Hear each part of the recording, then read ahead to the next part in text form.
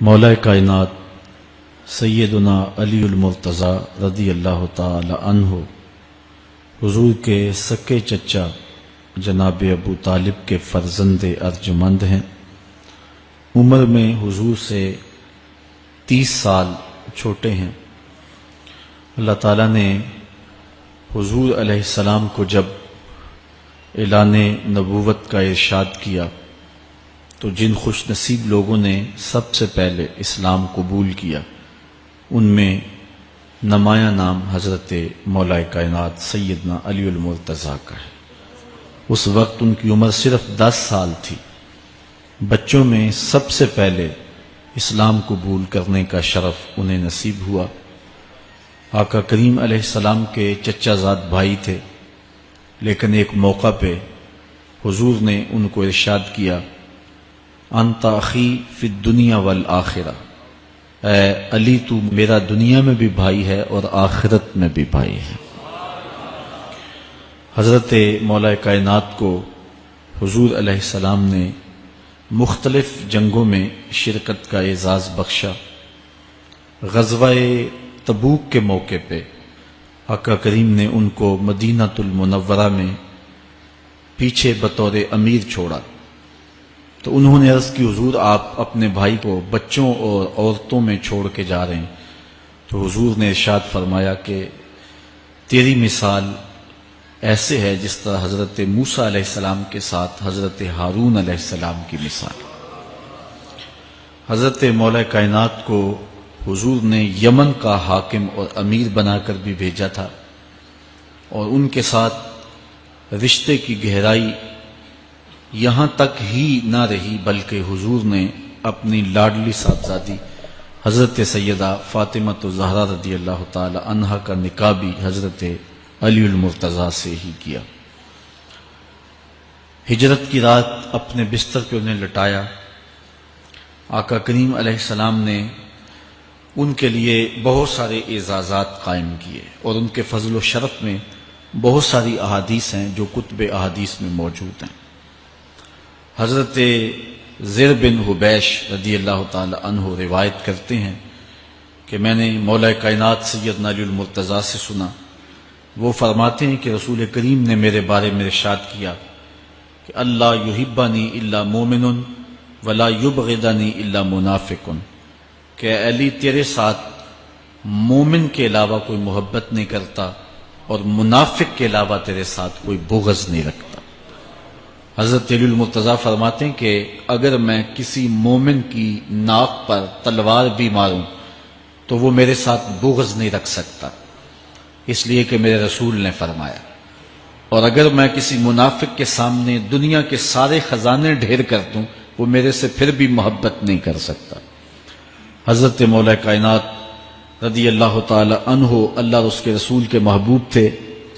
غزوہ خیبر کے موقع پہ حضور نے ارشاد فرمایا، حضرت سہل بن سعد سے روایت مروی ہے، لَأُعْطِيَنَّ هَذِهِ الرَّايَةَ غَدًا رَجُلًا يَفْتَحُ اللَّهُ عَلَى يَدَيْهِ يُحِبُّ اللَّهَ وَرَسُولَهُ وَيُحِبُّهُ اللَّهُ وَرَسُولُهُ۔ فرمایا کہ یہ کل میں اس شخص کے ہاتھ میں پرچم دوں گا کہ جو اللہ اس کے رسول سے پیار کرتا ہے اور اللہ اس کا رسول اس سے پیار کرتے ہیں، اور اللہ اس کے ہاتھوں سے فتح عطا کرے گا۔ کہتے ہیں اگلے دن ہر شخص کے سینے میں دل مچل رہا تھا کہ حضور ہمارا انتخاب کریں اور جھنڈا ہمیں عطا کر دیں، لیکن فرماتے ہیں کہ حضور نے ارشاد فرمایا، این علی ابن ابی طالب، علی بن ابی طالب کہاں ہے؟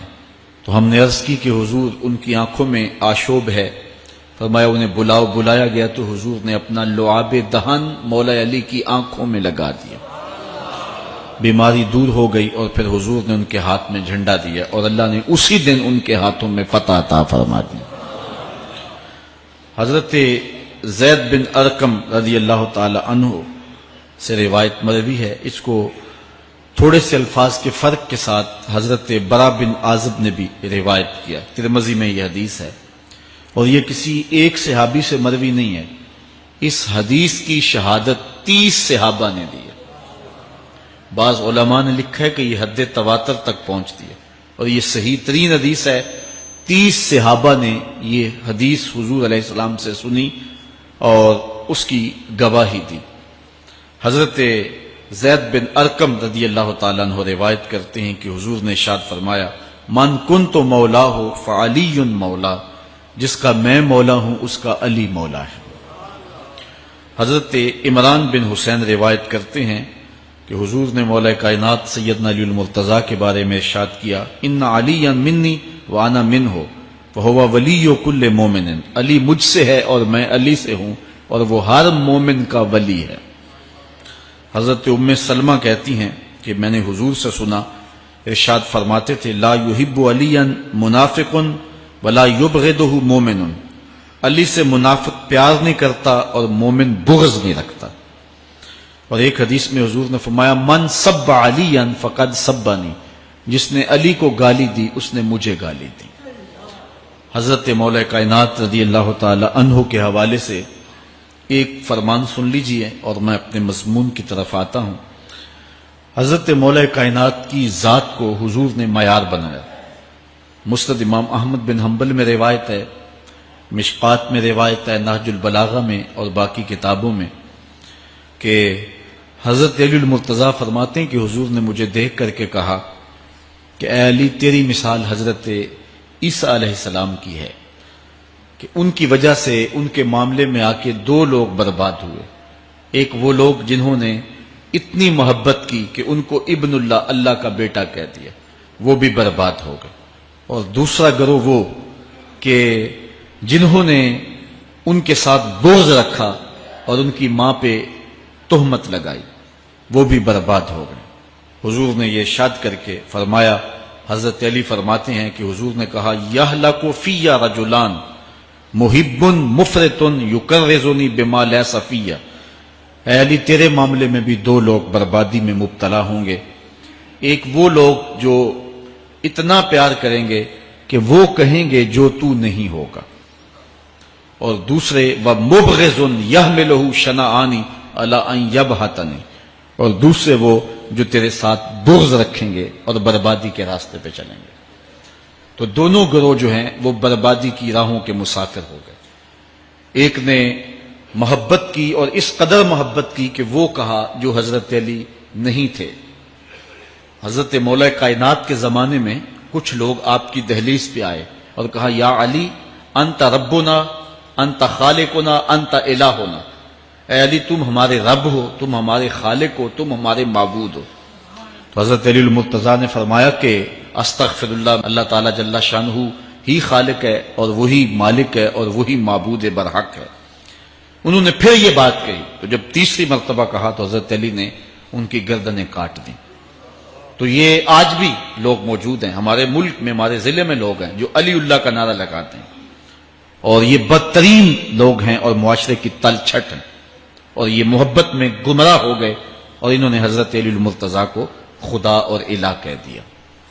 دوسرا طبقہ ہے جو حضرت علی المرتضیٰ کو الہ اور خدا تو نہیں کہتا، لیکن انہیں نبیوں سے افضل مانتا ہے۔ بلکہ شیخ محدث دہلوی علیہ رحمہ نے تحفہ اثنا عشریہ میں باقاعدہ اس قول کو بیان کر کے اس کی تردید کی ہے کہ جو ایک طبقے کا خیال ہے کہ حضرت جبرائیل علیہ السلام کو نبوت دینے میں غلطی لگ گئی تھی، وہ دینی تھی حضرت علی کو اور دے گئے حضور کو، تو آپ نے اس کا رد کیا ہے۔ ایک طبقہ نبیوں سے حضرت علی المرتضیٰ رضی اللہ تعالیٰ عنہ کو افضل مانتا ہے، اور یہ طبقہ بہت سارا پایا جاتا ہے۔ میں نے اپنے ان کانوں سے جو ہے یہ باتیں سنی ہوئی ہیں، اور آپ نے بھی سنی ہوئی ہوں گی کہ نبیوں سے حضرت مولا کائنات کو افضل مانتے ہیں، اور یہ بھی گمراہوں کا ٹولہ ہے۔ تیسرا طبقہ وہ ہے جو نبیوں سے افضل تو نہیں مانتا لیکن معصوم مانتا ہے، یہ گمان کرتا ہے کہ حضرت علی رضی اللہ تعالی عنہ بھی اس شان کے مالک ہیں جو معصومیت کی شان انبیاء علیہ السلام کو دی گئی۔ یہ 12 امام اور 14 معصوم کا لفظ آپ نے سنا ہوگا، ہمارے جاہل مولوی بھی بول دیتے ہیں بعض کا، معصوم صرف انبیاء کی ذوات ہیں۔ اولیاء اہل بیت محفوظ ہیں، معصوم نہیں ہیں، معصوم صرف ذوات انبیاء ہیں، اور یہ انہی کا اعزاز ہے، ان کے علاوہ یہ اعزاز کسی اور کو حاصل نہیں ہو سکتا۔ چوتھا طبقہ وہ ہے کہ جو حضرت علی المرتضیٰ رضی اللہ تعالی عنہ کو حضرت ابو بکر و عمر رضی اللہ تعالی عنہما سے بھی افضل مانتا ہے۔ خود مولا کائنات نے فرمایا کہ جو لوگ مجھے شیخین سے افضل کہتے ہیں میں ان کے اوپر وہ حد جاری کروں گا جو ایک جھوٹے پہ جاری ہوتی۔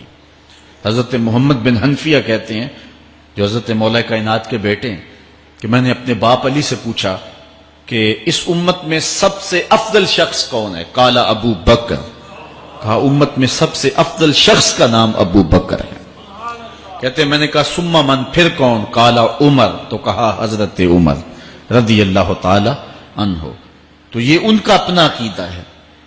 یہ کہا جاتا ہے کہ حضرت علی رضی اللہ تعالی عنہ کا حق غصب کر لیا گیا۔ حضرت علی خود فرماتے ہیں کہ اگر حضور نے میرے بارے خلافت کی وصیت کی ہوتی تو میرے پاس صرف ایک تلوار اور ایک چادر بھی ہوتی تو میں آخر دم تک لڑتا۔